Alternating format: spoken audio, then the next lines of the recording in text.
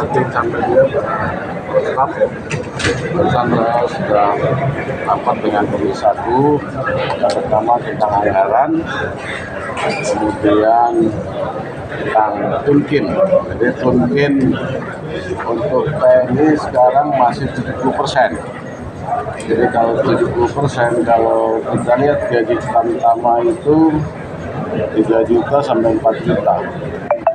Itu gaji, kemudian tunkinnya kalau 7% 2,6, sehingga kurang lebih berarti take home pay-nya 6,7. Kita naikkan, kita ajukan jadi 80%, dan kita ada penambahan kurang lebih 500.000. Nah, kalau tadi saya ditanya oleh Komisi 1, cukup nggak? Ya pas-pasan, kita makan aja minimal 100.000 per orang untuk keluarga, berarti udah 3 juta. Kalau 2 orang kali 2 aja berapa, sehingga memang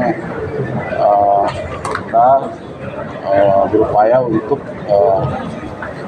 naikkan tunkin untuk kesejahteraan prajurit. Demikian juga untuk perumahan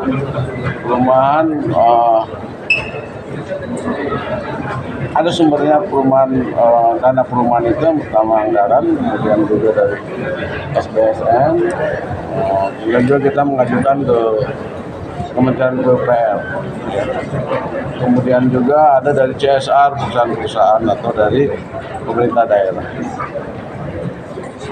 kemudian juga dana kontingensi.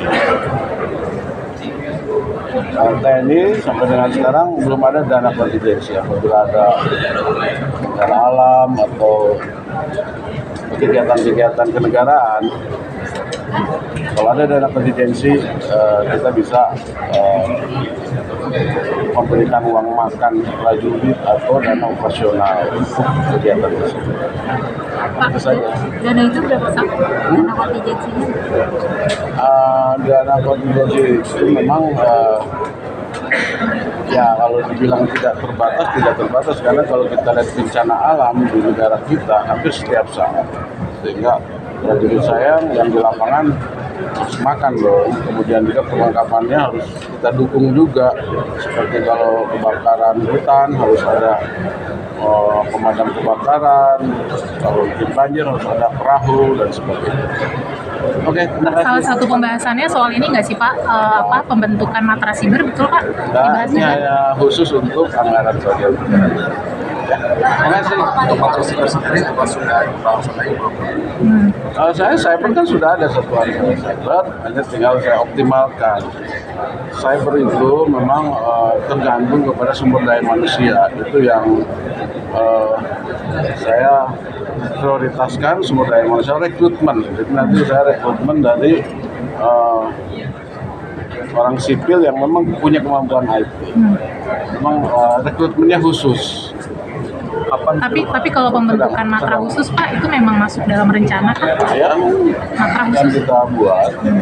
Tapi sejauh ini masih satuan, apakah udah naik ke matra? Sat cyber, masih sat cyber, di Mabes ada, di angkatan-angkatan ada, dan pendidikannya sudah ada di DAU satu cyber.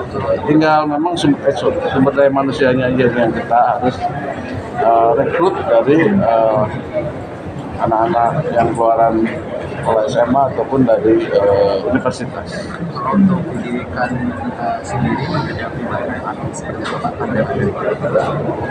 memang kalau cyber itu kan beda dengan satuan-satuan lain. Memang mungkin akan lebih banyak orang sipilnya, ASN. Karena yang kita pentingkan kan keahliannya. Nanti rekrutmennya, pendidikannya beda.